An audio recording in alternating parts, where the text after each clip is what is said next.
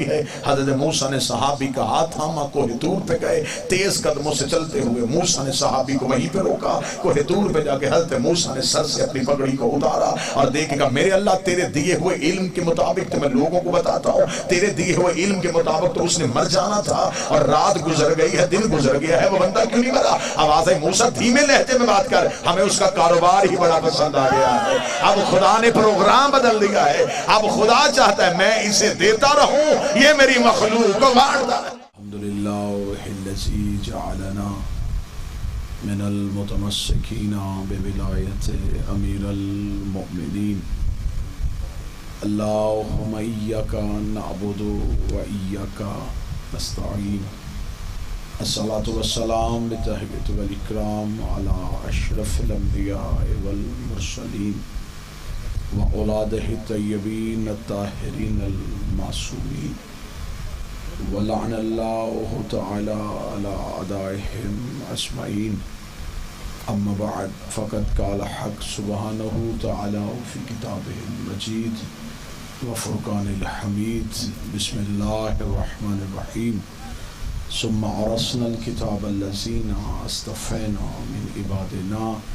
عبادت میں شمولیت فرمائیں، درود سارے صحابان مل کے آواز سے بلند پڑھے، اللہم صلی اللہ۔ دعا ہے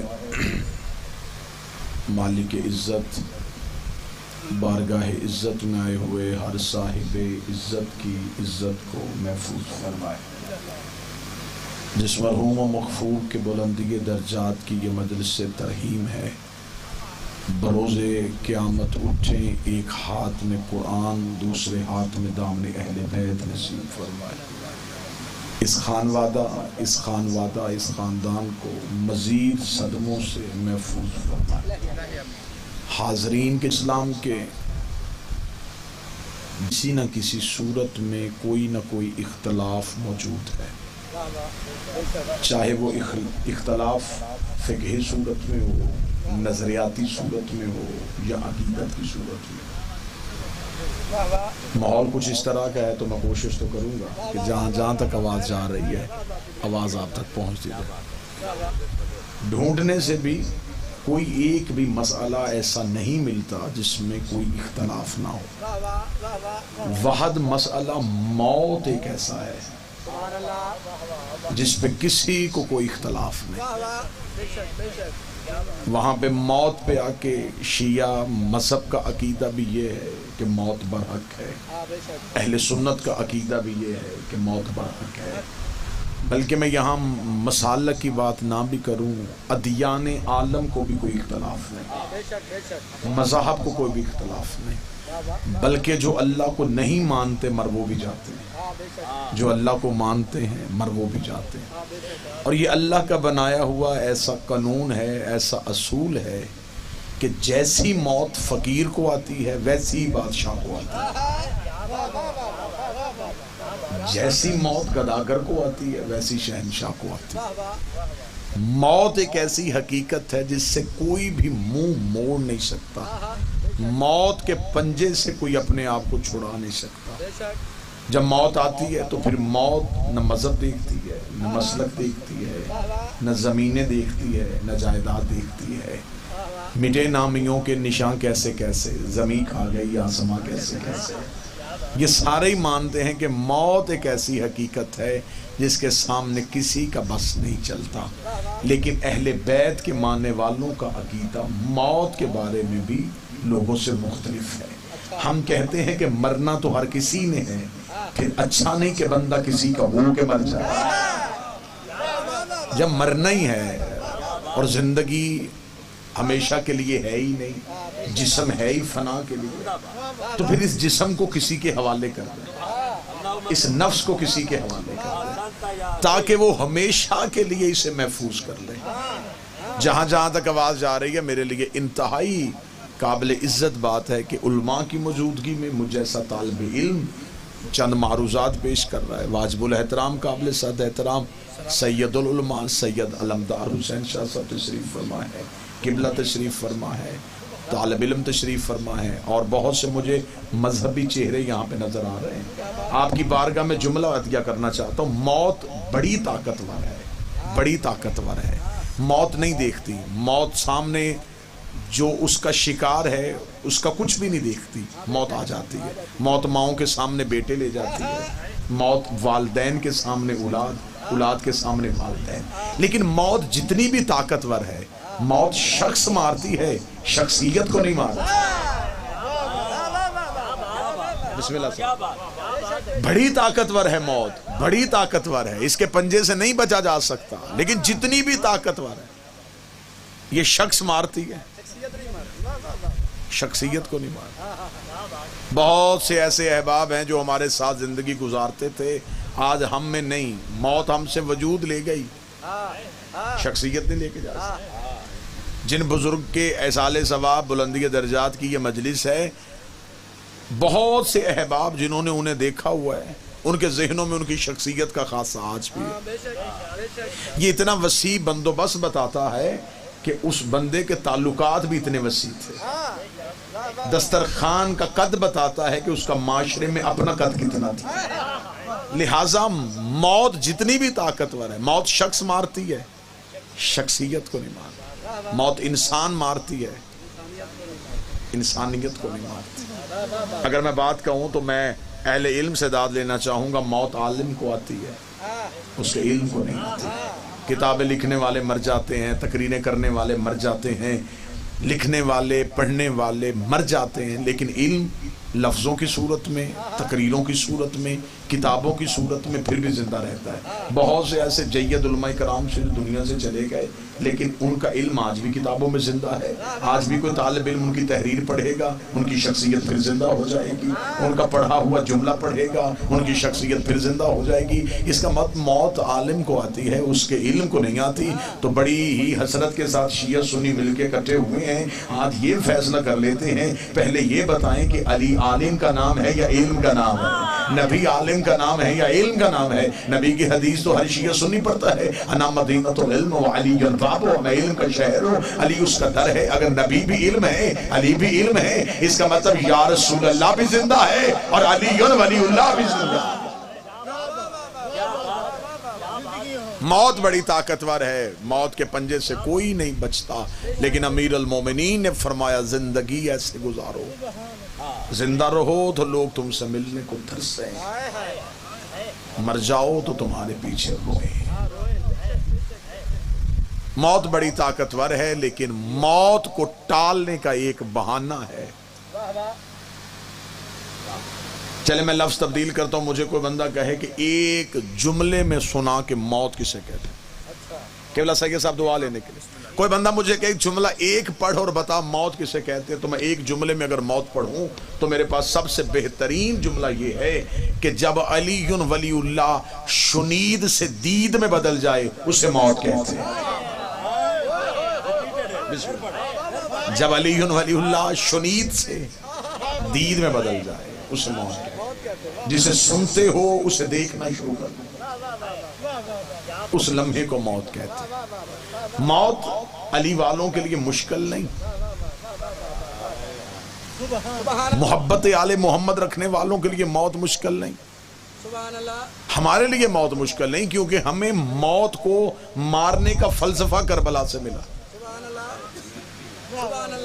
جن کا ذہن گفتگو میں ہے اور جو ذہنی طور پہ عقلی طور پہ مجلس میں بیٹھے ان کے لیے جملہ. 10 محرم 61 ہجری سے پہلے لوگ سمجھتے تھے کہ موت مارتی ہے. 10 محرم کو حسین نے کچھ ایسے متعارف کروائے, بسم اللہ صلی, جنہوں نے بتایا کہ ایسے انسان بھی ہوتے ہیں جو موت کو مار دیتے ہیں, جن سے موت ڈرتی ہے, جن سے موت بھاگتی ہے. چلے وہ انسان بتا دیتے ہیں. 9 لاکھ یزید کی طرف تھے, 72 حسین کی طرف تھے. وہاں زندگی سے محبت تھی, یہاں موت سے محبت تھی. وہ زندہ رہنے کے لیے زندہ رہ رہے تھے, یہ مرنے کے لیے جی رہے تھے. وہاں منتیں کر کر کے بلایا جا رہا تھا, یہاں چراغ بجھا بجھا کے اٹھایا جا رہا تھا. وہاں آ کوئی نہیں رہا تھا, یہاں سے جا کوئی نہیں رہا تھا. وہاں رک کوئی نہیں رہا تھا، یہاں جھک کوئی نہیں رہا تھا. وہاں 9 لاکھ ایک دوسرے سے پوچھ رہے تھے کہ کل اگر جنگ ہوئی تو زندہ رہ جائیں گے، بچ جائیں گے، گھر چلے جائیں گے، وطن نصیب ہو جائے گا. یہاں 72 مصلے پہ بیٹھ کے ایک دوسرے سے پوچھ رہے تھے کل والی فہرست میں ہمارا نام آ جائے گا، ہمارا لہو بھی حسین قبول کر لے گا، ہمارا خون بھی حسین قبول کر لے گا. وہاں زندگی سے محبت تھی، یہاں موت سے محبت، صرف اس لیے کہ ان کے پاس امام برحق تھا. محبت آل محمد موت کو آسان کر دیتی. موت مشکل ہے لیکن ان کے لیے جن کے پاس محبت آل محمد نہیں. اب کچھ احباب کا یہ کہنا ہوتا ہے کہ دیکھیں جی سال ثواب میں تو ہم نے تلاوت قرآن ہوتے دیکھی ہے، ہم نے تسبیحات پڑھتے دیکھی ہیں، یہ اہل تشیع کے ہاں، یہ فقہ جعفریہ میں، یہ مذہب اہل بیت میں مجلس حسین کا ثواب مرنے والے کو کیسے پہنچتا؟ میں تقریر کر نہیں رہا، میں گفتگو سنا رہا ہوں تاکہ میرے اہل سنت جو برادران آج مجلس حسین میں مہمان ہیں ان تک کوئی نہ کوئی پیغام کسی نہ کسی حوالے سے پہنچے. یقیناً ہمارے ہاں بھی علماء تشریف فرما ہیں، ہمارے ہاں قرآن خوانی بھی ہے، تسبیحات بھی پڑھی جاتی ہیں. یقیناً اگر یہ چہلم کی مجلس ہے تو 40 دن تک مرحوم کے ورثاء نے ان کے لیے قرآن خوانی کا اہتمام بھی کیا. ابھی ختم پاک قبلہ پڑھیں گے اور ختم پاک میں وہ تعداد بھی بتائیں گے کہ اتنے قرآن مرنے والے کوئی سال کیے جا رہے ہیں، اتنی سورہ ہائے مرنے والے کوئی سال کی جا رہی ہیں. لوگ سوال کرتے ہیں کہ یہ ساری چیزیں تو چلی جاتی ہیں، مجلس کا تصور کیا ہے؟ یہ جو آپ نے تقریر کی ہے، یہ جو مجلس پڑھیں گے، یہ فضائل پڑھیں گے، مصائب پڑھیں گے، مجھ سے پہلے نعت پڑھی گئی، قصائد پڑھے گئے، ان کا ثواب مرنے والے کو کیسے جائے گا؟ اس کے لیے میں بڑی سادہ سی دلیل دے دیتا ہوں، بڑی سادہ سی دلیل. خدا علی کل شیء قدیر تھا، ہے اور ہمیشہ رہے گا. یہ بات ہے جی، اس کے آگے کسی چیز کا کوئی بس نہیں چلتا. وہ خدا اگر چاہتا تو سیدھا ہمارے دل پہ قرآن نازل کر سکتا تھا. تائید فرمائیں گے جی آپ؟ بسم اللہ، آپ بیٹھے رہنے دیں جی. تو بس مجھے گفتگو مکمل کر لینے دیں. وہ خدا اگر چاہتا سیدھا ہمارے دل پہ، توجہ آپ میری طرف کریں، سیدھا ہمارے دل پہ قرآن نازل کر سکتا، لیکن اس خدا نے سیدھا قرآن ہمارے دلوں پہ نازل نہیں کیا، جبکہ وہ کر سکتا ہے. اس نے کسی سے مشورہ لینا ہے؟ اس کی طاقت سے کوئی چیز باہر ہے؟ اس خدا نے سیدھا ہمارے دل پہ قرآن نہیں بھیجا. اس خدا نے طریقہ کیا اختیار کیا؟ اس نے قرآن کو لوح محفوظ پہ رکھا. لوح محفوظ سے ایک فرشتے نے اٹھایا، وہ فرشتہ قلب پیغمبر پہ لے کے آیا، قلب پیغمبر سے زبان پیغمبر تک پہنچا. ایسا ہی ہے، یہ ہے قرآن کے اترنے کا طریقہ. جو سیدھا بھیج سکتا تھا،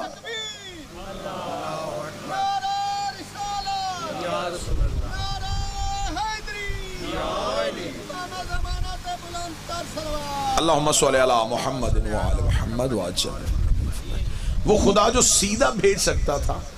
اب بات اگر توجہ سے سن لیں گے تو یہ بہت نصیحت بھی ہوگی اور اس میں ایک نتیجہ بھی ہوگا. وہ خدا سیدھا قرآن نازل کر سکتا تھا، اس نے سیدھا نہیں کیا، اس نے لوح پہ رکھا. جس لوح پہ رکھا وہ لوح بھی معصوم، جس فرشتے نے اٹھایا وہ فرشتہ بھی معصوم، جس دل پہ آیا وہ دل بھی معصوم، جس زبان پہ جاری ہوا وہ زبان بھی معصوم. یعنی کہ خدا نے قرآن کو اتنے معصوم وسیلوں سے گزارا، اتنے معصوم وسیلوں سے گزار کے ہم جیسے گنہگاروں تک پہنچا کے ہمیں خدا نے سبق دیا ہے کہ کل کو اگر اسی قرآن کو اپنے مرنے والے کو واپس بھیجنا ہو، سیدھا بھیجنے کی غلطی نہ کرنا، کسی معصوم وسیلے کے ذریعے سے.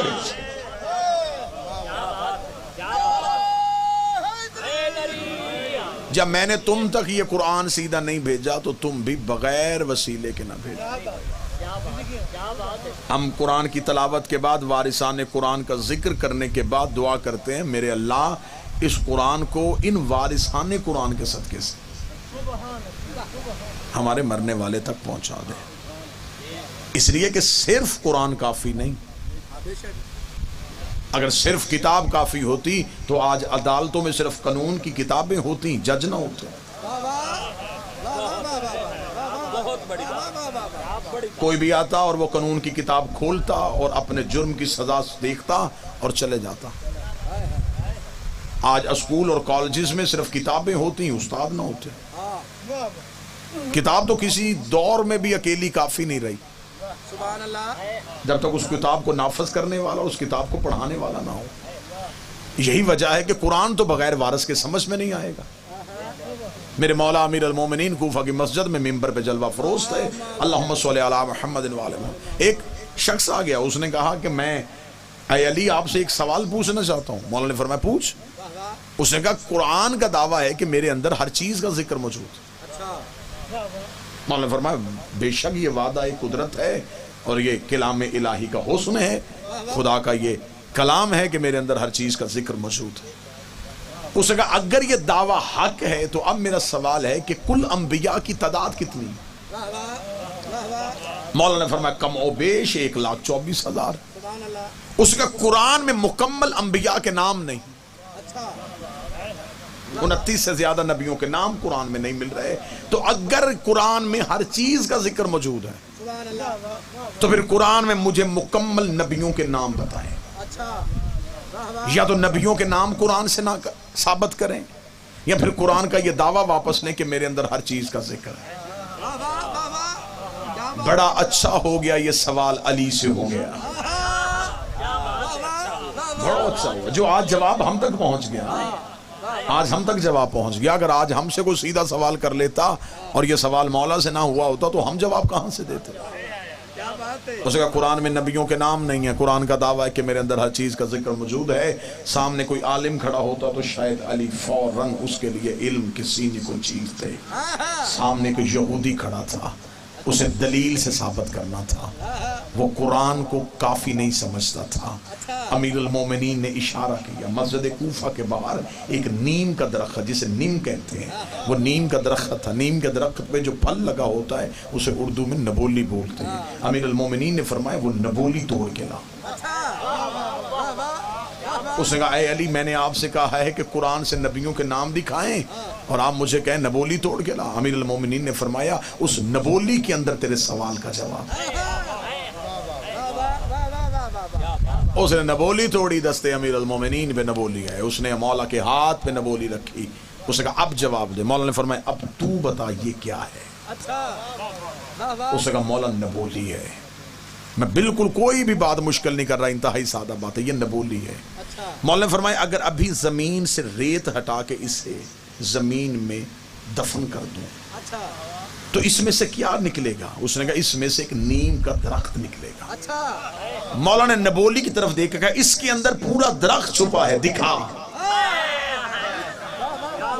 باہر سے تو کہیں سے نہیں نکلا گا، اس کے اندر سے نکلے گا نا۔ اس کے اندر ایک پورا درخت چھپا ہے، اس میں ٹہنیاں ہیں، اس میں پتے ہیں، اس میں جڑ ہے، شاخیں ہیں، دکھا۔ اس نے کہا ایسے تو نہیں نظر آئے گا۔ فرمایا کیسے نظر آئے گا؟ اس نے کہا جب زمین کے حوالے کریں گے زمین اسے ظاہر کرے گی۔ فرمایا نبولی زمین کے حوالے نہ کرو، نبولی ظاہر نہیں ہوتی جب تک قرآن وارث کے حوالے نہیں کرو گے، قرآن کیسے ظاہر ہو سکتا؟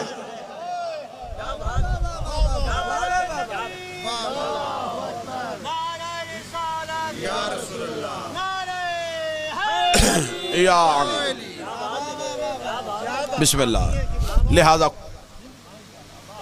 ہم اپنے مرنے والے کو جو سب سے بہتر چیز اصال کرتے ہیں وہ ہے وارثان قرآن کا تذکرہ۔ موت ہمارے لیے مشکل نہیں ہے۔ ایک شخص نے آ کے مولا کے قدموں میں بیٹھا ہے، امام حجتم کے پاس بیٹھا ہوا ہے، نام اس کا جابر ہے۔ اس نے مولا کے قدموں میں بیٹھ کے کہا، اس نے کہا مولا موت کسے کہتے ہیں؟ جو سامنے بیٹھا وہ بھی عام نہیں، علم کیمیا کا استاد بیٹھا تھا، اور جو پڑھا رہا تھا وہ بھی عام نہیں، وہ جابر کا بھی استاد بیٹھا تھا۔ اس نے کہا مولا زندگی کیا ہے؟ امام نے فرمایا تیرے نزدیک زندگی کیا ہے؟ اس نے کہا مولا سانس زندگی ہے۔ امام نے فرمایا تیرا جواب غلط ہے، سانس زندگی نہیں، سانس ضرورت زندگی ہے۔ اس کا مولا زندگی کسے کہتے ہیں؟ امام نے فرمایا جابر اگر میں نے تجھے جواب دیا تو تو لوگوں کو بتائے گا تو لوگ تیرا جواب تسلیم کیسے کریں گے؟ اس نے کہا مولا آپ بتائیں زندگی کیا ہے؟ امام نے فرمایا جابر پھر سن، جسے تو موت سمجھتا ہے اسے ہم زندگی سمجھتے ہیں۔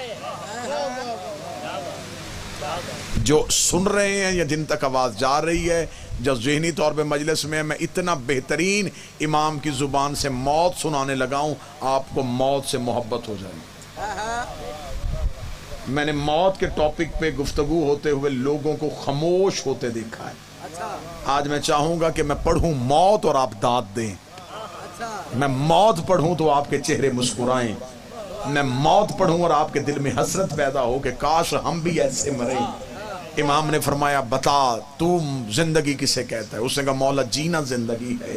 امام نے فرمایا نہیں، جسے تم موت سمجھتا ہے اسے ہم زندگی سمجھتے ہیں۔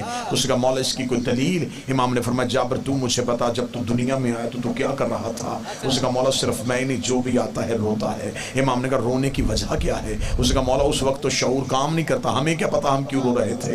امام نے فرمایا ہم تمہیں بتاتے ہیں تم کیوں رو رہے تھے، اس لیے تم رہتے تھے شکم مادر میں، تم رہتے تھے ماں کے پیٹ میں، تم سمجھتے تھے کل کائنات یہی ہے، تم سمجھتے تھے کل کائنات یہی ہے۔ جب تم شکم مادر سے نکل کے اس دنیا میں آئے تم نے گھبرا کے رونا شروع کر دیا، تم نے سمجھا کہ تو مر رہا ہے، تیرے گھر والے خوش ہو رہے تھے کہ تو پیدا ہو رہا ہے۔ امام نے فرمایا جابر اب یاد رکھنا جیسے اس دنیا کے سامنے شکم مادر کی حیثیت ہے ایسے ہی اس عالم کے سامنے اس دنیا کی حیثیت ہے۔ جب تو یہاں سے ادھر منتقل ہوتا ہے ادھر والے رو رہے ہوتے ہیں کہ تو مر رہا ہے، ادھر والے خوش ہو رہے ہوتے ہیں کہ اب زندہ ہو رہا۔ بسم اللہ سے اصل زندگی یہ نہیں، اصل زندگی وہ ہے یہاں سے تم گزرے ہو۔ یہ تو ایک پلیٹ فارم ہے جہاں پہ ہم بیٹھے ہیں، کسی کی ٹرین آ چکی ہے اور کسی کی ابھی آ رہی ہے۔ سامان 100 برس کا کل کی خبر ہے۔ حضرت موسیٰ اپنے دربار سجا کے بیٹھے تھے، سامنے سے ایک شخص تیز قدموں سے چلتا ہوا گزر گیا۔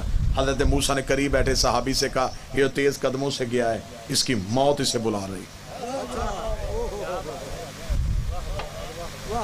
مجھے بات یاد آ گئی اس وسیع دسترخوان کو دیکھ، بسم اللہ، اس وسیع دسترخوان کو دیکھ کے مجھے بات یاد آ گئی۔ میں یہاں پہ بات سنا، مرنے والے کے بلندی کے درجات اور اصالِ ثواب کے لیے طعام کا، کلام کا، ذکر کا بندوبست کرنے والوں کو مولا اور عزتوں کے ساتھ نوازے۔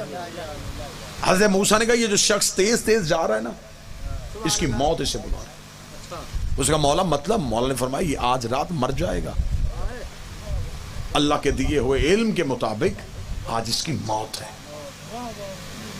وہ جو جس شخص نے سنا اس کے اس بندے سے تعلقات اچھے تھے، وہ حضرت موسیٰ کی بارگاہ سے اٹھا اور سیدھا اس بندے کے گھر چلا گیا۔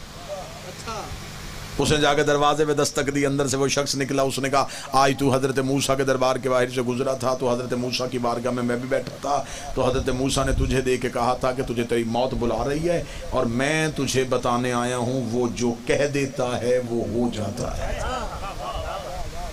وہ اللہ کا نبی ہے، اس کی زبان سچی ہے، لہٰذا اگر تو نے کسی سے کچھ لینا ہے، کسی کو کچھ دینا ہے تو تو اپنے امور زندگی نمٹا لے، تو نے آج رات مر جانا ہے۔ موت اس نے سر پہ دیکھی، گھبرایا نہیں، پریشان نہیں ہوا۔ اس نے کہا تیرا بڑا شکریہ کہ تو نے مجھے یہ اطلاع دی۔ فوراً اس نے اپنے نوکروں کو بلایا، اس نے کہا جنس کی صورتحال کیا ہے، کتنی اجناس میرے پاس پڑی ہے؟ اس نے کہا جی تعداد میں کافی ہے۔ اس نے کہا ساری نکالو اور بانٹ دو، میں دنیا سے خالی جانا چاہتا ہوں۔ اس نے کہا جی پھر اولاد کا کیا ہوگا؟ اس نے کہا جس نے مجھے دیا ہے تو اولاد کو بھی، میری کمائی ہوئی دولت کو اولاد حرام خرچ کرے، حساب مجھے کیوں دینا پڑے؟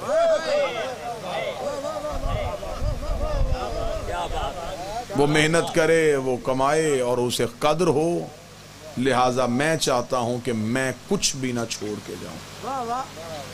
جتنی جلدی ہو سکے اعلان کرواؤ انہوں نے کہا کئی راتیں لگ جائیں گی بانٹنے میں، اتنا موجود ہے۔ اس نے کہا میری آنکھوں کے سامنے بانٹنا شروع کرو، جاتا جاتا یہ تو دیکھ لوں کہ میں بھی بانٹا کرتا تھا۔ بٹنا شروع ہو گیا، دسترخوان ایسے ہی سج گئے، اعلان ہو گیا جس جس کو جس چیز کی ضرورت ہے وہ آ جائے۔ وہ خود دسترخوان پہ بیٹھ گیا، لوگ آ رہے ہیں، کھا رہے ہیں، لے کے جا رہے ہیں۔ وہ جس شخص نے اطلاع دی کہ تو نے مرنا ہے، وہ بھی دسترخوان کے کونے پہ بیٹھا ہوا۔ اس نے دیکھا کہ اب بھی تھوڑی دیر کے بعد یہ گرے گا اور مر جائے۔ وہ بیٹھا دیکھتا رہا، وہ بانٹتا رہا، وہ دیکھتا رہا، وہ بانٹتا رہا۔ آپ چپ رہیں یا بول پڑیں، رات گزر گئی، وہ بانٹتا رہا۔ رات گزر گئی، صبح کا سورج طلوع ہو گیا۔ اس نے کہا شاید خبر تو موسیٰ کی سچی تھی، تھوڑی دیر بعد موت آئے۔ اگلا دن پورا گزر گیا، وہ بانٹتا رہا۔ اگلی شام ہونے والی تھی، یا وہ صحابی حضرت موسیٰ کے پاس گیا۔ اس نے جا کے حضرت موسیٰ سے کہا اے اللہ کا نبی، تو کلیم اللہ ہے، تیری گفتگو پہ شک نہیں، تیری زبان سے ہمیشہ میں نے سچ سنا ہے، لیکن اے اللہ کا نبی آپ نے کل کہا تھا وہ مر جائے گا اور رات مرے گا۔ پوری رات گزر گئی، وہ بندہ نہیں مرا۔ اگلا دن گزر گیا، وہ بندہ نہیں مرا۔ اگلی رات آنے والی ہے۔ حضرت موسیٰ نے صحابی کا ہاتھ تھاما، کوہ طور پہ گئے، تیز قدموں سے چلتے ہوئے موسیٰ نے صحابی کو وہیں پہ روکا۔ کوہ طور پہ جا کے حضرت موسیٰ نے سر سے اپنی پگڑی کو اتارا اور دیکھے گا میرے اللہ تیرے دیے ہوئے علم کے مطابق تو میں لوگوں کو بتاتا ہوں، تیرے دیے ہوئے علم کے مطابق تو اس نے مر جانا تھا، اور رات گزر گئی ہے، دن گزر گیا ہے، وہ بندہ کیوں نہیں مرا؟ آواز ہے موسیٰ دھیمے لہجے میں بات کر، ہمیں اس کا کاروبار ہی بڑا پسند آ گیا ہے۔ اب خدا نے پروگرام بدل دیا ہے، اب خدا چاہتا ہے میں اسے دیتا رہوں، یہ میری مخلوق کو بانٹتا ہے۔ بسم اللہ۔ موت آ چکی تھی، موت کھڑی تھی، لیکن ٹل گئی۔ ایک شخص نے میرے مولا سے پوچھا تھا، اس نے کہا مولا ہمیشہ امیر رہنے کا کوئی وظیفہ بتا دو، ہمیشہ امیر رہوں، غریبی نہ آئے۔ جو اچھا پہننا شروع کر دیتا ہے اس سے پھر ہلکا پہنا نہیں جاتا، جو بہتر کھاتا ہے اس سے پھر ہلکا کھایا نہیں جاتا۔ اس نے کہا مولا میں چاہتا ہوں میں ہمیشہ امیر رہوں۔ مولا کہتے میں تجھے ایسا وظیفہ نہ بتاؤں تیری 7 نسلیں امیر رہیں؟ اس نے کہا مولا وہ کیا؟ امام نے فرمایا اپنے دسترخوان کو وسیع کر دے، دسترخوان کو بڑھا دے۔ مولا نے فرمایا دنیا کی دولت پانی ہے، اسے بہتا رہنے دو، اسے بہاؤ گے یہ اور آئے گی، روکو گے تو جیسے پانی سے بدبو آتی ہے ویسے وہ دولت بھی بدبو پیدا کر گئی۔ درود سارے حضرات مل کے آواز سے بلند پڑھیں گے، اللہم صلی علی محمد، پھر بھی بلند آواز سے صلوات پڑھیں گے، اللہم صلی علی محمد۔ واجب الاحترام استاد العلماء قبلہ و کعبہ سرکار آغا، بسم اللہ قبلہ، اجازت ہے سرکار جی؟ آقا جی تشریف لے آئے، بس ان کی موجودگی میرے لیے باعث سے عزت، باعث سے فخر۔ گفتگو تمام ہو گئی، 2-4 اپیلیں جو کرنی تھی وہ میں نے کر لی، صرف ایک وائز کی بات اور پھر آپ کو سلام۔ بسم اللہ قبلہ۔ مولا امیر المومنین فرماتے اللہ سے جب بھی مانگنا، رزق مانگنا، دولت نہ مانگنا۔ شاید آپ نہیں سمجھے مولا کے جملے کو، تو شاید 2019 میں آپ نے دیکھا ہو، میں نے تو اکثر ایسے بندے دیکھے ہیں جن کے پاس دولت ہے لیکن وہ رزق سے محروم ہے۔ اب آپ مجھ پہ سوال کریں گے کہ ایسا کون سا بندہ جس کے پاس دولت ہوتی ہے اور رزق نہیں ہوتا؟ میں نے بڑے بڑے امیر دیکھے ہیں، ان کے سامنے کھانے کی میز لگے وہ پریشان ہو کے کہتے ہیں جی میں یہ نہیں کھا سکتا، یہ بھی اٹھا لیں، یہ بھی اٹھا لیں، یہ بھی اٹھا لیں۔ میں تو صبح صرف گرم پانی پی سکتا ہوں، اس کے بعد کو 2-4 یہ چیزیں کھاتا ہوں۔ کیا فائدہ اس دولت کا جس نے رزق سے محروم کر دیا؟ اس نے دولت مانگی تھی نا، رزق نہیں مانگا۔ مولا فرماتے ہیں جب گھر میں دولت آئے تو جو سب سے پہلی چیز گھر سے چلی جاتی ہے اسے سکون کہتے ہیں۔ صحابی نے پوچھا مولا دولت گھر آ جائے سکون کیوں جاتا ہے؟ امام فرماتے ہیں جب کسی کا مال گھر میں رکھو گے تو نیند کیسے آ سکتی؟ بے سکونی آ جائے گی گھر میں، بے چینی آ جائے گی، خوف آ جائے گا، گھر کے اندر لڑائی جھگڑے شکوے پیدا ہو جائیں گے دولت کی کثرت سے۔ پریشان تو نہیں ہو گیا آپ اس وقت؟ میں نے اپنی آنکھوں سے، قبلہ تشریف فرمائیں تائید فرمائیں گے، میں نے مل کے مالکوں کو نیند کی گولی کھا کے سوتے دیکھا۔ فیکٹری میں ہزاروں لوگ مشقت کر رہے ہیں، ملازمین کی تعداد انگلیوں میں گنی نہیں جا رہی، رقبوں کا تعین کوئی نہیں، لیکن رات کو مرضی سے سو نہ سکے، ایک گولی کا سہارا لیا 4-6 گھنٹے کی نیند کے لیے۔ محسن شہید نے کہا تھا فٹ پاتھ پہ سو جاتا ہے اخبار بچھا کے، مزدور کبھی نیند کی گولی نہیں کھاتا۔ لہذا دولت کی کثرت نہیں چاہیے، رزق چاہیے، وہ بھی رزق معرفت چاہیے، وہ بھی رزق ولایت چاہیے، وہ بھی وہ رزق چاہیے وہ جو اپنی مرضی سے وہ عطا کرتے ہیں۔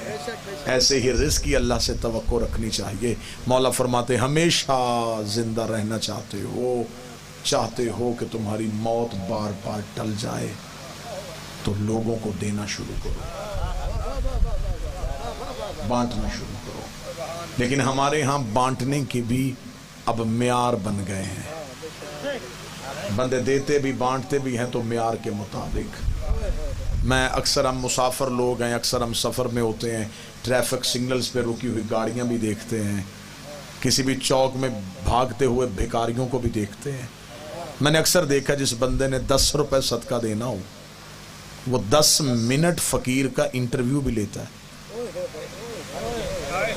صدقہ ہاتھ میں پکڑا ہوتا اور اس سے پوچھ رہا ہوتا ہے تو کماتا کیوں نہیں؟ تیرے ہاتھ ٹھیک نہیں ہے تو کیوں مانگ رہا ہے؟ صدقہ بعد میں دیا، تذلیل پہلے دی، کیوں؟ اس کا عیب ڈھونڈنا ہے۔ ایک عیب اس کا ظاہر ہو تم ہاتھ روک لیتے ہو، ہمارے کتنے چھپے ہیں وہ پھر بھی دے رہا ہے۔ اگر ہم عیب دیکھ کے دیتے ہیں، اگر وہ عیب دیکھ کے دے تو میرا خیال ہے ہم میں سے کوئی بھی ایک لقمے کے اہل بھی نہ ہو۔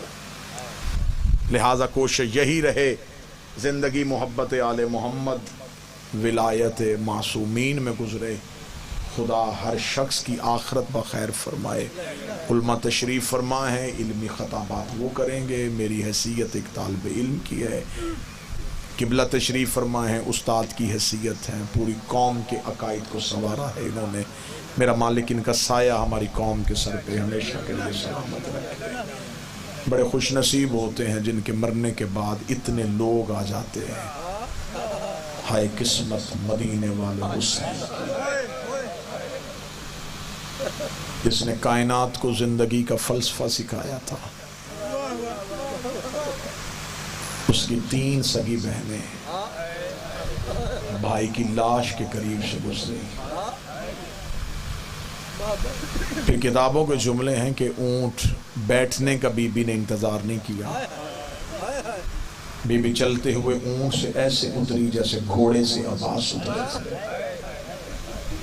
میں سید نہیں غیر سید ہوں، ایک ہی جملہ مصیبت کا پڑھوں گا، آنکھ میں آنسو آ گیا، ایک ایک آنسو اور آئے، تیری میری اور مرنے والے کی بخشش کا سامان بن جائے۔